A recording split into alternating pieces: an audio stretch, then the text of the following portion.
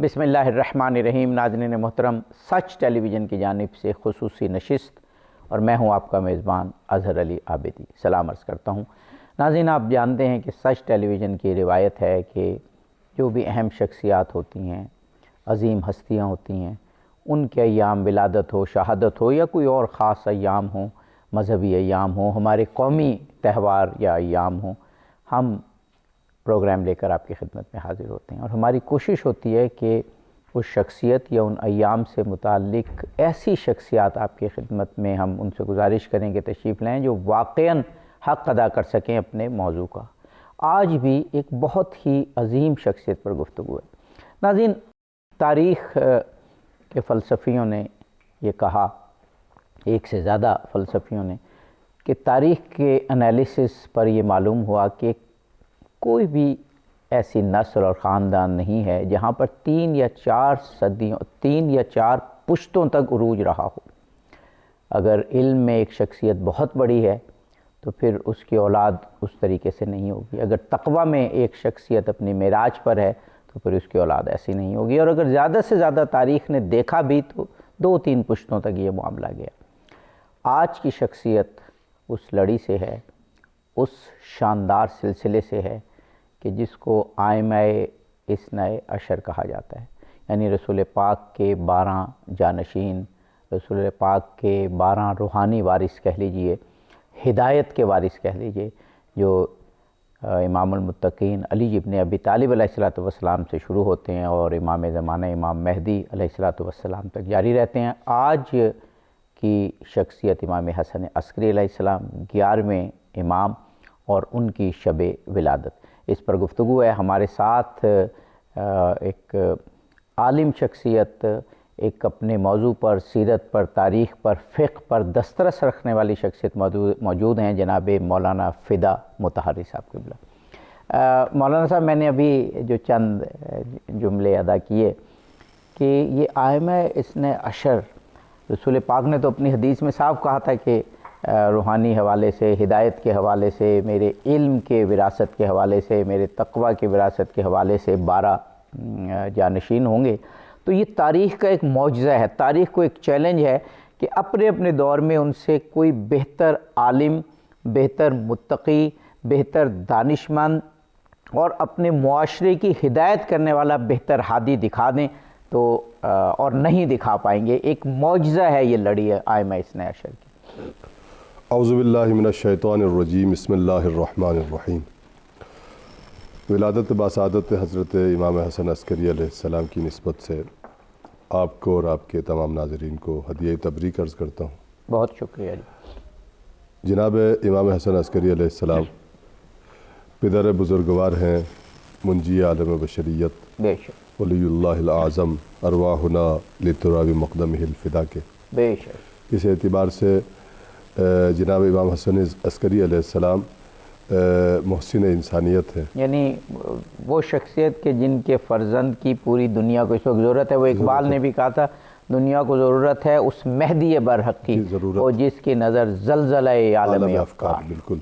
تو امام حسن عسکری علیہ السلام اس اعتبار سے محسن انسانیت ہیں کہ آپ نے ایک ایسے فرزند کی پرورش فرمائی، حفاظت فرمائی، تحفظ فرمایا اور اسے یادگار طور سے بشریت کے لیے چھوڑا، جہاں آپ نے فرمایا کہ یہ ایک معجزہ تاریخ ہے، بلا شبہ معجزہ ہے، اس لیے کہ ائمہ اثنا عشر علیہم السلام، یہ 12 امام یا 12 خلفائے رسول کی سرکار دو عالم حضرت محمد مصطفیٰ صلی اللہ علیہ وآلہ وسلم نے صریح اور متواتر احادیث میں، فریقین کے کتب میں، شیعہ سنی کتب میں یہ بات واضح طور سے موجود ہے کہ ارشاد فرمایا، خلفائی اثنا عشر، میرے خلیفہ 12 ہیں، کلہم من قریش، سارے قریش سے ہوں گے، میری اولاد ہوں گے۔ یہ ایک ایسی بات تھی کہ جس سے جو مسلمانوں میں مسلمہ تھی، صحیح بات، یعنی مسلمانوں کے اندر بعض چیزوں پر اتفاق رائے رہا ہے تمام اختلافات کے باوجود۔ ان میں سے ایک بات یہ ہے کہ امام 12 ہیں، خلفائے رسول 12 ہیں، اور وہ برحق ہیں، وہ وارث علم نبی بھی ہیں، وہ وارث حلم نبی ہے، وہ وارث تقوی نبی ہے، چونکہ امامت کا منصب ہی ایسا منصب ہے عابدی صاحب کہ وہ نبوت کی جگہ پر ہے۔ امامت اور نبوت میں سوائے منصب کے فرق کے باقی کسی بھی خاصیت میں کوئی فرق نہیں ہے، یعنی وہی صرف پیغمبر پر نازل ہوتی ہے اور پیغمبر خدا کے بعد وہی کا خاتمہ ہو گیا، بالکل سر، لیکن جملہ خصوصیات علم سمیت امامت میں منتقل ہو گئی۔ جی جی، یہ عقلی طور سے بھی اور شرعی طور سے بھی اور فقہی طور سے بھی ثابت ہے۔ رسول اللہ کی بہت مشہور حدیث ہے کہ میں شہر علم ہوں اور علی اس کا دروازہ، یعنی اور علم خود جو ہے مولا کائنات نے فرمایا کہ مجھے رسول اللہ نے 1000 دروازے علم کے کھولے اور ہر دروازے سے ہزار دروازے کھلتے گئے۔ غرض یہ ہے کہ نبی کیوں اتنے اعلیٰ درجے کے حامل ہوتے ہیں، خصوصاً خاتم النبیین کی ذات بابرکات کیوں اتنی علم اور تمام خصوصیات انسانی میں سب سے افضل ترین بعد از خدا بزرگ توئی قصہ مختصر کے حامل ہیں؟ اس لیے کہ دین خدا کو ایکسیپٹ کرنا تھا، دین خدا کو اپنے اندر لینا تھا، پھر اسے بشریت تک پہنچانا تھا۔ عین وہی کام جو پیغمبر خدا کرتے تھے وہی کام امامت کا ہے، اس کو بچانا، اس کو پورے طور سے سمجھنا بالکل اور پورے طور سے بچانا۔ تو یہ انتظام حقیقت میں بشریت کے دسترس سے خارج تھا کہ بشر اپنے لیے کوئی رہنما چن لے، یہ اس کے بس کی بات نہیں ہے، بالکل یہ اس کی طاقت کی بات نہیں ہے، یہ خدا کا کام تھا۔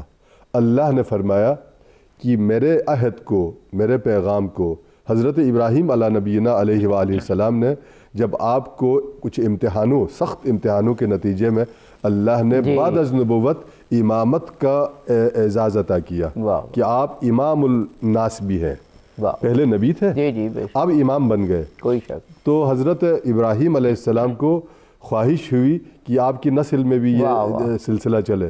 آپ نے خدا سے عرض کیا، یا اللہ، اے پروردگار، میری ذریت میں بھی یہ عہدہ رہ جائے۔ تو اللہ نے فرمایا، لا ینال عہد الظالمین، میرا یہ عہد ہے اور پیمان ہے، یہ گناہگاروں تک نہیں پہنچے گا، ہاں تمہاری نسل میں ہی رہے گا لیکن معصومین میں رہے گا۔ یہاں ظالمین سے مراد کسی کے اوپر ظلم کرنا ہی نہیں ہے، گناہگار ہونا وہ بھی ایک ظلم ہے، نفس کے اوپر ظلم ہے۔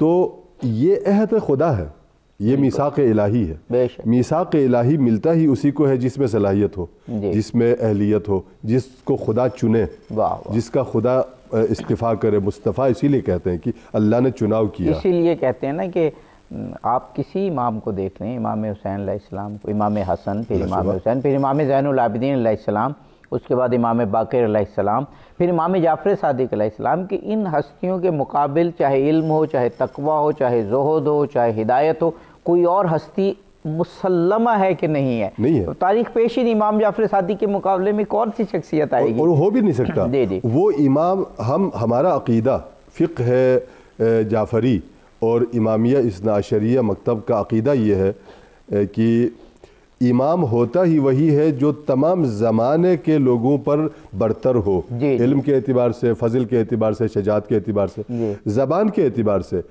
کوئی امام ایسا نہیں ہے کہ جس کو اس دور کی یا بعد اور آنے والے دور کی یا گزشتہ دور کی زبان نہ آتی ہو۔ حتیٰ کہ امام کو تو اللہ تعالیٰ نے ایک اختیار پوری خلقت پر دی ہوئی ہے، حتیٰ جنوں کے اوپر۔ یہ آگے صاحب جہاں تک میری معلومات اور مطالعہ ہے تو مسلمانوں میں یہ امر جو ہے یہ متفقہ ہے مسلمانوں کی بہت بڑی اکثریت میں، کہ یہ جو ائمہ اثنا عشر ہیں یہ اپنے دور کے سب سے بڑے عالم اور اپنے دور کے سب سے بڑے زاہد تھے، اور رسول پاک کی روحانی وراثت اور ہدایت، خاص طور پہ ہدایت کے جانشین ہو ہی وہ سکتے ہیں جو اپنے زمانے میں سب سے بڑے عالم اور متقی ہوں۔ لہٰذا میں کہوں گا جو آپ نے بات کی یہ امت مسلمہ کا مشترکہ سرمایہ ہے۔ ہمیں ایک وقفہ لینا ہے، وقفے کے بعد انشاءاللہ گفتگو جاری رکھیں گے۔ ناظرین، ایک بہت بڑی ہستی امام حسن عسکری علیہ السلام جو رسول پاک کی اور پھر مولا کائنات کے حوالے سے 11ویں کڑی ہیں، 11ویں امام ہیں، اور پوری ابھی ہم ذکر کریں گے پوری دنیا کی کس طریقے سے آپ نے ہدایت فرمائی اپنی مختصر سی عمر میں۔ یہ گفتگو جاری رہے گی، ہمارے ساتھ رہیے۔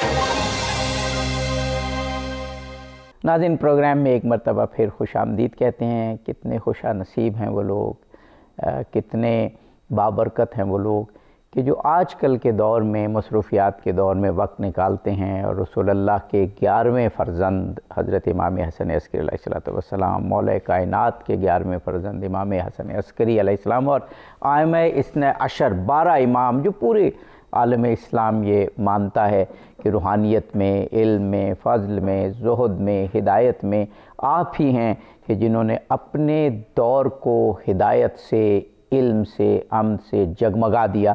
تو ہم خوش نصیب ہیں کہ آج ان کا ذکر کر رہے ہیں، اور یقیناً یہ ذکر آج کے دور کی جو مشکلات ہیں، جو مصائب ہیں، جو بے اطمینانیاں ہیں، اس میں ہمیں سکون عطا کرتا ہے، اور یہی وہ شخصیات ہیں جو خداوند قدوس نے سکون قلب کے لیے اتاری ہیں۔ جناب مولانا، آپ نے ابھی ذکر فرمایا امام حسن عسکری علیہ السلام پر ہم آئیں اگر، تو بظاہر بہت مختصر سی زندگی۔ میں اکثر پروگرامز میں کہتا ہوں کہ امت مسلمہ اور انسانیت سے یہ بھی سوال ہے کہ رسول پاک نے جن کو اپنا وارث فرمایا اور اللہ نے جن کو کردار اور علم کے حوالے سے عروج عطا کیا، ان کی عمریں کسی کی 28 سال، کسی کی 25 سال، کسی کی 40 سال، یعنی اور وہ زہر سے یا تلوار سے شہید کی گئیں، تو یہ بھی ایک سوال ہے۔ لیکن بہرحال یہ سوال ہم اذہانوں پر چھوڑتے ہیں۔ امام حسن عسکری علیہ السلام کی اپنی شخصیت سے متعلق فرمائیے۔ جی، مولا امام حسن عسکری علیہ السلام 11ویں تاجدار امامت ہیں، اور اتنے عظیم امام ہے ائمہ طاہرین علیہم السلام میں کہ آپ کو 2 سخت اور انتہائی کٹھن قسم کی ذمہ داریاں مل گئی کہ اپنے فرزند کی ولادت خواص پر ظاہر فرمائے، جی اور دشمنوں اور عوام سے اور عام لوگوں سے چھپا کے رکھیں، یعنی اظہار بھی کرنا اور چھپانا، یہ 2 بہت بڑی سخت ذمہ داریاں تھیں جو آپ نے نبھائی۔ آپ دیکھ لیجئے گا کہ مولا امام حسن عسکری علیہ السلام ابھی چھوٹے فرزند ہی تھے، تو امام علی نقی علیہ السلام کو خلیفہ وقت نے، عباسی خلیفہ نے جبراً مدینہ سے سامرہ بلایا، اور ایک محلہ عسکر کے نام سے یا چھاونی کے دائرے میں، اس احاطے میں آپ کی رہائش کا بندوبست کیا۔ اس لیے آپ کا لقب مبارک بھی عسکری پڑ گیا، بالکل، یا عسکریین بھی کہتے ہیں جی، آپ کے والد اور آپ کو، جی، اس وجہ سے آپ کا ایک لقب عسکری ہو گیا۔ سرکار نے فرمایا تھا کہ میرے خلفاء میں جو 12واں آئے گا وہ بشریت کو، زمین کو، کائنات کو ظلم و ستم سے نکالے گا، عدل قائم کرے گا، ظالمین کا خاتمہ کرے گا۔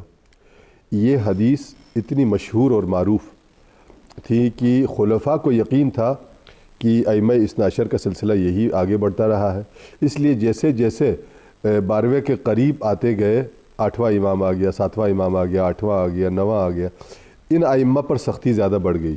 ان کو قید و بند میں رکھنا، اپنی نگاہ میں رکھنا، نظر بند رکھنا، ان پر نگرانی وغیرہ جاری رکھنا۔ یہ کیوں کرتے تھے؟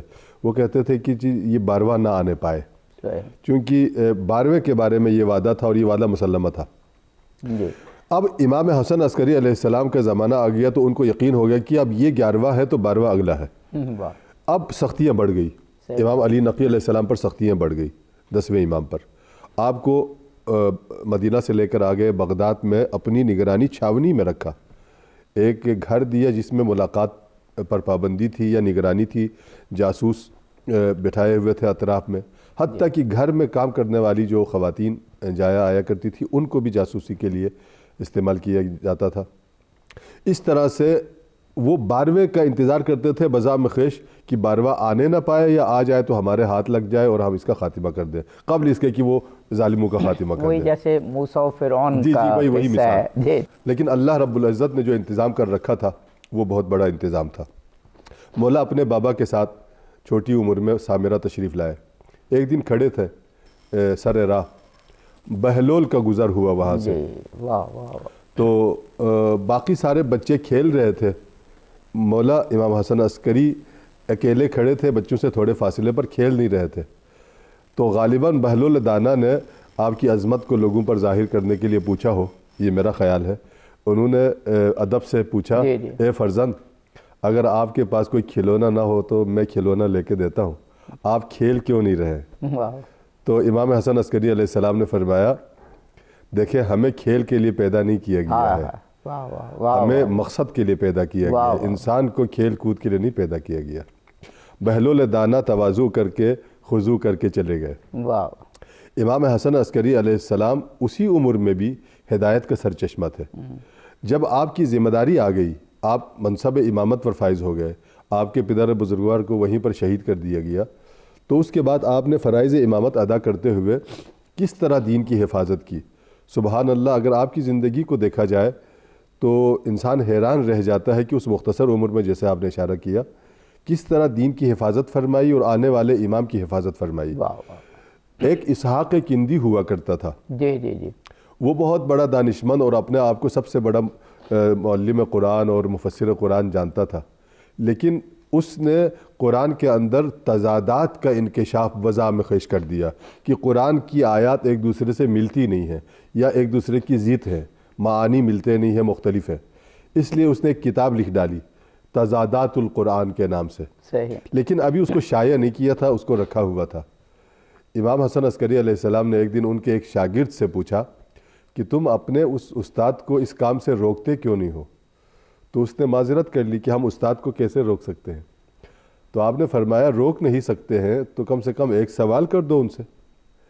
یہ سوال یہ ہے کہ جا کے ان سے کہہ دو، یہ بہت گہری بات ہے کہ میں اپنے ناظرین سے امید رکھتا ہوں کہ وہ اس پر غور فرمائیں گے، کہ اس نے لکھا ہے کہ قرآن میں تضادات ہیں، یعنی یہ آیت اس سے نہیں ملتی ہے، وہ آیت اس سے نہیں ملتی ہے، معانی میں اختلاف ہے۔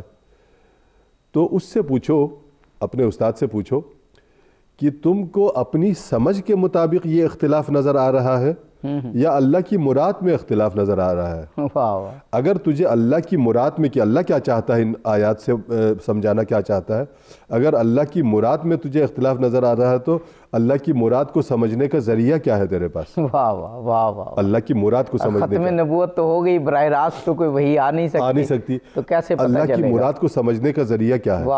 لیکن اگر تیری سمجھ میں یہ اختلاف ہے تو قرآن بیچنے والا یا قرآن کی حفاظت کرنے والا کسی کی سمجھ کا ذمہ دار نہیں ہے۔ یہ اس شاگرد کو یعنی یہ تضادات تیری سمجھ کے مطابق ہیں، یہ اللہ کی مراد میں، اللہ کی مراد میں تو نہیں ہے۔ چنانچہ وہ شاگرد گیا، ایک دن موقع پا کر اس نے سوال کر دیا۔ اسحاق کندی چونک گیا، کہا پہلے تو یہ بتاؤ کہ یہ سوال کس کا ہے؟ تو اس نے کہا میرے ذہن میں آ گیا۔ تو کہا تیرے استاد کے ذہن میں نہ آیا یہ سوال، تیرے ذہن میں کہاں سے آ گیا؟ میں تجھے جانتا ہوں، سچ سچ بتاؤ۔ اس نے پھر کہا کہ جی یہ مجھے حسن عسکری علیہ السلام نے بتایا ہے۔ اس نے کہا الان جیت بھی، ابھی تم نے سچ بتایا، یہ اسی گھرانے کے ذہن میں ہی آ سکتا ہے، یہ اس گھرانے کا ہی معجزہ ہو سکتا ہے کہ یہ سوال کر دے۔ پھر اس نے تھوڑا سوچا، سوچ کر کہا ٹھیک کہتے ہیں حسن عسکری، مراد خدا کو سمجھنے کا تو کسی کے پاس کوئی ذریعہ نہیں ہے سوائے اس گھرانے کے جس گھرانے میں قرآن نازل ہوا ہے۔ چنانچہ اس نے اپنے سارے نوشتہ جات کو جلا دیا۔ یعنی قرآن کی حفاظت امام حسن عسکری علیہ السلام نے کس طرح فرمائی؟ اگر وہ گمراہ کن کتاب رہتی تو کتنے ہزار اور کروڑ لوگوں کو گمراہ کر دی۔ وہ اپنے وقت کا بہت بڑا دانشمند تھا۔ تو آپ اندازہ کیجئے مولا ایک آسان طریقے سے قرآن کی حفاظت فرماتے ہیں، اور معجزہ یہ امام حسن عسکری دیکھیے کہ آپ قرآن کی تفسیر لکھ رہے ہیں۔ جی سبحان اللہ۔ آپ قرآن کی تفسیر سے متعلق بات آپ کرنا چاہ رہے ہیں، یہاں ہم ایک وقفہ لینا ہے، وقفے کے بعد اس ذکر کو جاری رکھیں گے۔ ناظرین، یہ بڑا بابرکت ذکر ہے، متبرک ذکر ہے امام حسن عسکری علیہ السلام کی علمی شخصیت اور عالم اسلام کے لیے جو آپ کی عظیم خدمات ہیں ان سے متعلق بات ہو رہی ہے۔ ہمارے ساتھ رہیے، ہم جلدی واپس آتے ہیں۔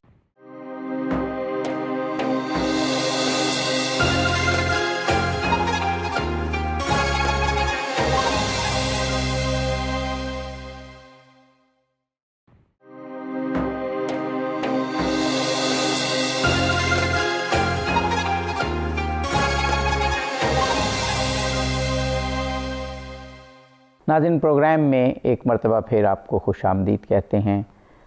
ختم مرتبت محمد مصطفیٰ، وجہ تخلیق کائنات، محسن انسانیت حضرت محمد مصطفیٰ صلی اللہ علیہ وآلہ وسلم کے جانشین کے حوالے سے، ان کے روحانی اور ہدایتی نظام کے حوالے سے گفتگو ہو رہی ہے کہ رسول پاک نے فرمایا تھا کہ میرے بعد میرے 12 جانشین ہوں گے، اور یہ متفق علیہ بات ہے کہ عالم اسلام روحانی حوالے سے، ہدایت کے حوالے سے 12 امام آئمہ اثنی عشر کو ایک لڑی مانتا ہے، آئمہ کی ایک زنجیر مانتا ہے، اور اس زنجیر، اس کڑی اور اس سلسلے کی 11ویں شخصیت حضرت امام حسن عسکری علیہ السلام پر گفتگو ہو رہی ہے۔ جناب مولانا، ایک بات، کچھ عالم اسلام کے مشترکہ ورثے ہیں، مشترکہ احادیث ہیں، مشترکہ طرز تفکر ہے، افسوس کہ وہ ہم ایک دوسرے کو کمیونیکیٹ نہیں کر پاتے، اور بعض اوقات وہ اس طرح کی کنٹروورسی کے شکار ہو جاتے ہیں۔ آئمہ اثنی عشر کا تصور مشترکہ تصور ہے۔ اب یہ بات سب فریقین شیعہ سنی مانتے ہیں کہ جو خلافت راشدہ کا دور تھا اس میں بھی یہاں پر مشکل ہوتی تھی، حضرت علی علیہ السلام سے مشورہ حضرت ابو بکر رضی اللہ تعالیٰ عنہ، حضرت عمر رضی اللہ تعالیٰ عنہ، حضرت عثمان رضی اللہ تعالیٰ عنہ کرتے تھے، اور اس میں کوئی وہ کسی قسم کا کوئی اختلاف یا ابہام نہیں ہے کہ ادھر سے ہدایت آتی تھی۔ اسی طرح امام حسن علیہ السلام کا وقت، امام حسین علیہ السلام کا وقت، تو یہ سلسلہ ہمیں تھرو آؤٹ جاری نظر آتا ہے۔ امام حسن عسکری علیہ السلام کا وہ واقعہ تو بہت زیادہ مشہور ہے کہ کس طریقے سے عالم اسلام پر اور خاص طور پر دارالخلافے میں ایک لرزہ آ گیا تھا، اور اعتقاد اور یقین متزلزل ہو رہا تھا۔ جب ایک عیسائی پادری دعا کرتا تھا اور قحط کے زمانے میں بارش نازل ہو جاتی تھی اور مسلمانوں کی دعا سے نہیں ہوتی تھی، تو ایک اور دارالخلافے کا اثر پوری دنیا تک پہنچتا ہے، پورے عالم اسلام تک پہنچتا ہے۔ تو ایک بڑی ہی، جس کو میں یہ کہوں کہ ایک ریسورس لیسنس، یعنی کیا کہ یہ قسمہ پرسی کی کیفیت تھی کہ کیا کیا جائے، تو کس طرح امام حسن عسکری نے عالم اسلام کا اس وقت دفاع کیا، وہ فرمائیے گا۔ جی، بہت اہم واقعہ ہے تاریخ کا، ایک یہ مسلمہ واقعہ ہے۔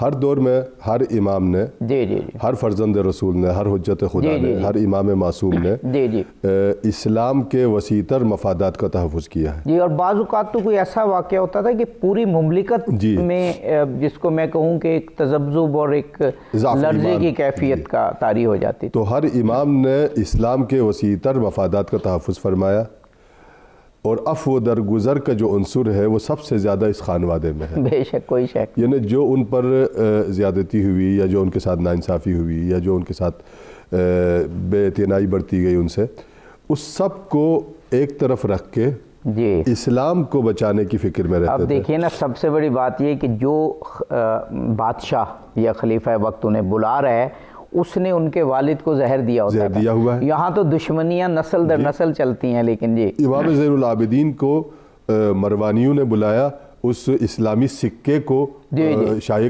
بنانے کے لیے، بہت بڑا بحران اور مروانی دشمن اہل بیت تھے، قاتلین امام حسین تھے، لیکن امام نے فرمایا یہ چونکہ اسلام کا کام ہے، لہٰذا میرے قاتل یا میرے دشمن گھرانے کے لوگ بلا رہے ہیں ایک اسلام کے کام کے لیے۔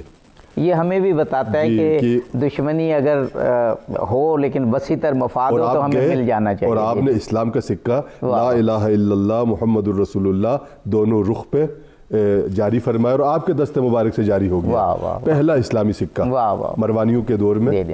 پہلے روم کا سکہ چلتا تھا، اب اسلام کا سکہ چلا، ایک رخ کے اوپر لا الہ الا اللہ، دوسرے رخ کے اوپر محمد الرسول اللہ، اور وہ دست مبارک کے امام زین العابدین سے سکہ جاری ہو گیا۔ کیا بات ہے۔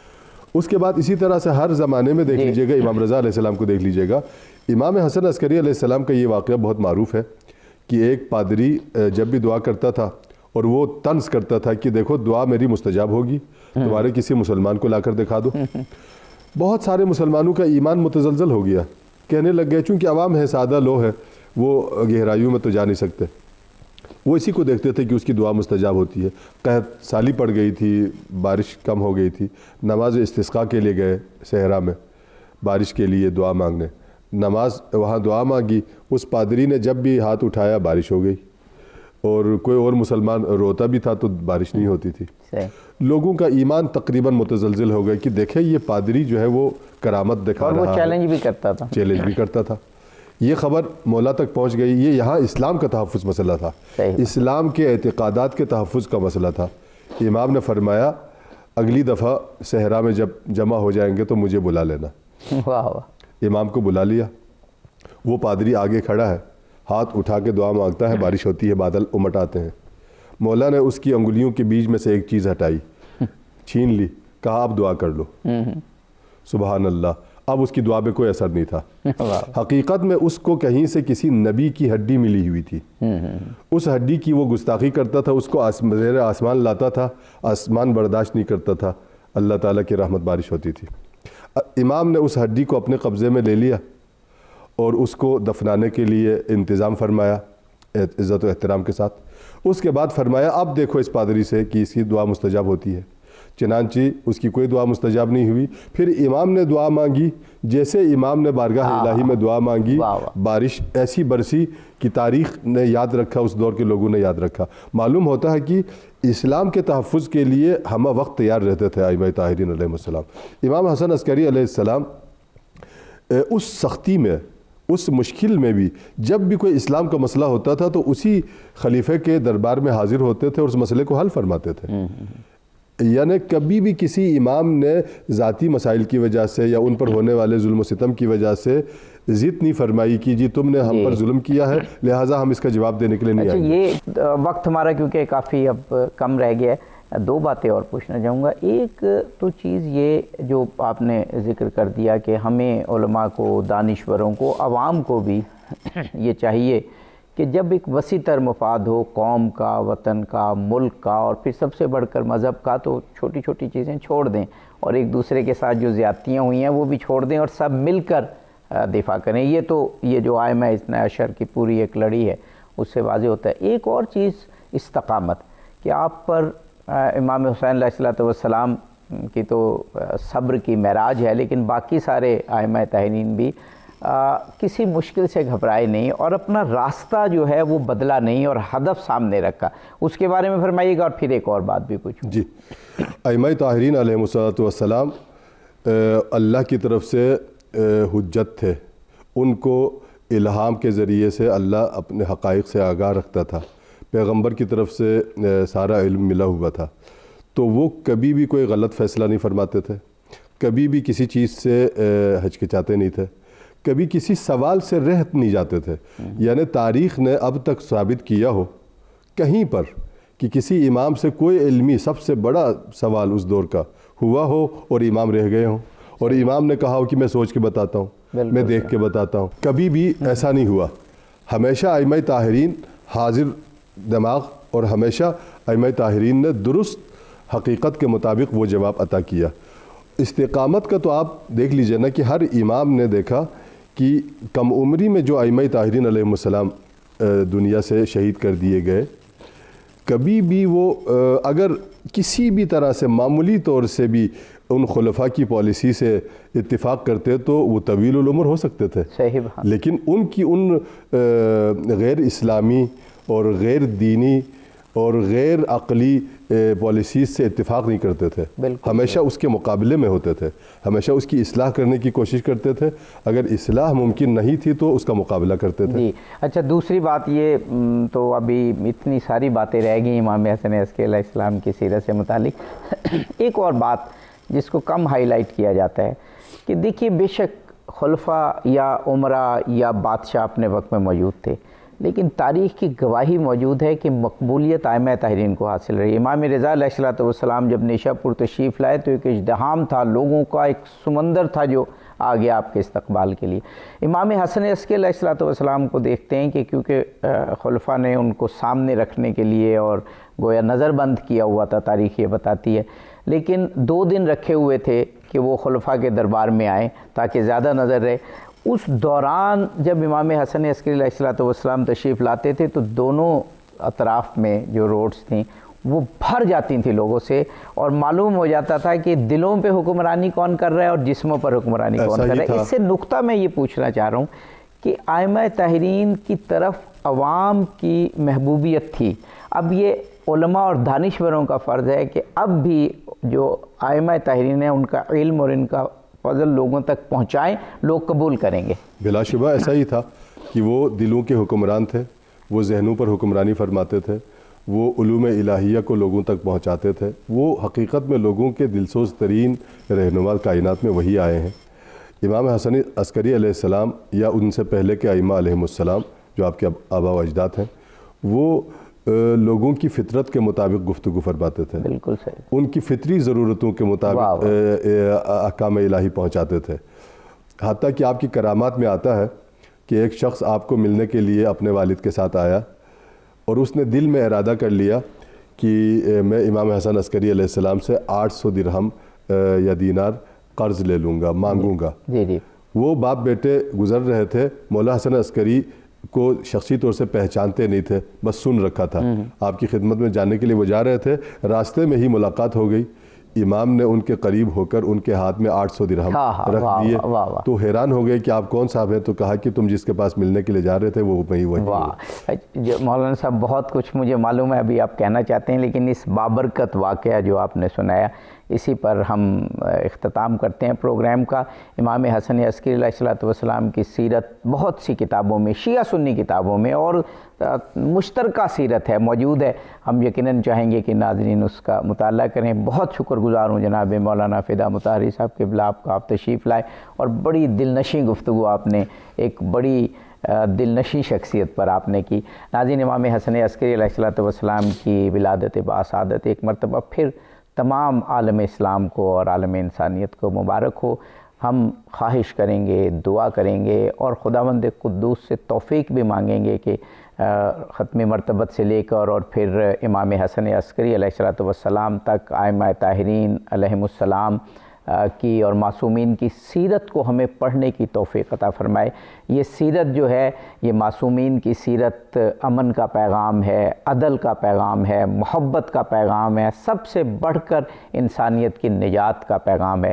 خدا کرے کہ ہم یہ نجات حاصل کر سکیں. اظہر علی عابدی کو اجازت دیجیے. فی امان اللہ.